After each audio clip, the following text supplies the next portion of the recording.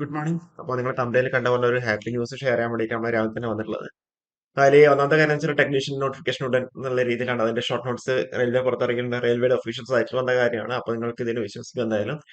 അപ്പോൾ അതിന്റെ ഡീറ്റെയിൽഡ് കാര്യങ്ങൾ നമ്മൾ പറയുന്നുണ്ടാവും എപ്പോഴായിരിക്കും വരുന്നതെന്നുള്ള കാര്യം. പിന്നെ രണ്ടാമത്തെ കാര്യം എന്ന് വെച്ചാൽ ഏജ് റിലാക്സേഷൻ ആണ്. RRB ALP-യുടെ നിങ്ങൾക്ക് അറിയുന്നുണ്ടാവും കോവിഡ് കാരണമൊക്കെ കുറെ പേർക്കൊക്കെ കുറെ വർഷങ്ങൾ നഷ്ടപ്പെട്ടിട്ടുണ്ടല്ലേ. അപ്പോൾ അതുകൊണ്ട് തന്നെ റെയിൽവേ ഇതിനെപ്പറ്റി ഡീറ്റെയിൽ ആയിട്ട് നോക്കിയിട്ടുണ്ടായിരുന്നു.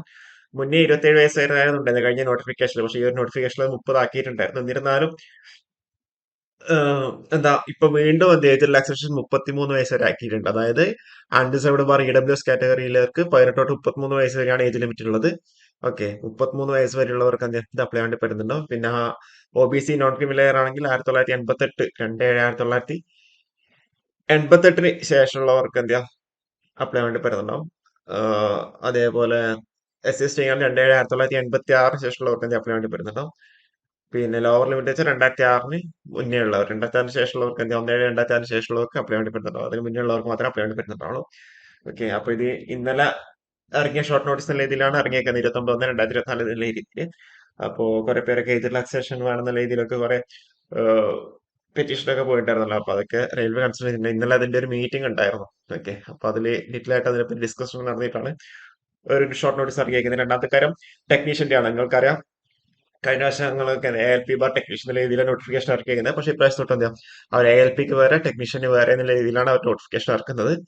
അപ്പോൾ ഇതിലിപ്പം ALP നോട്ടിഫിക്കേഷൻ 1/2024 ഇറക്കിയിട്ടുണ്ട്. ഇനിയിപ്പോൾ ടെക്നീഷ്യൻ നോട്ടിഫിക്കേഷൻ കൂടി വരുന്നുണ്ടാവും. അപ്പോൾ അതാണ് ഇവിടെ പറയുന്നത്. RRBs have recently released the CEN 1/2024 അപ്പോൾ ഇതിൽ ALP മാത്രമേ ഉള്ളൂ.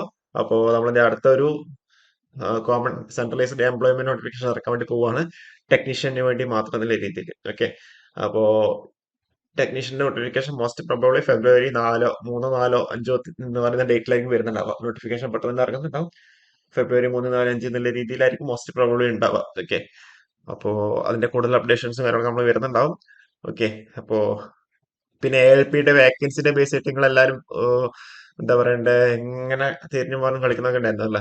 അപ്പൊ അതിന്റെ ഒരു ഡീറ്റെയിൽഡ് ഒരു വീഡിയോ ഇന്ന് നൈറ്റിൽ തന്നെ പറ്റുകയാണെങ്കിൽ ചെയ്യാം കേട്ടോ. ഓക്കെ, അപ്പോ ഓക്കെ, ടെക്നീഷ്യൻ നോട്ടിഫിക്കേഷൻ പെട്ടെന്ന് തന്നെ ഇറങ്ങുന്നുണ്ടാവും. ഓക്കെ, അപ്പൊ ഈ ഒരു വീഡിയോ നമുക്ക് വൈൻഡപ്പ് ചെയ്യും. Okay, thank you.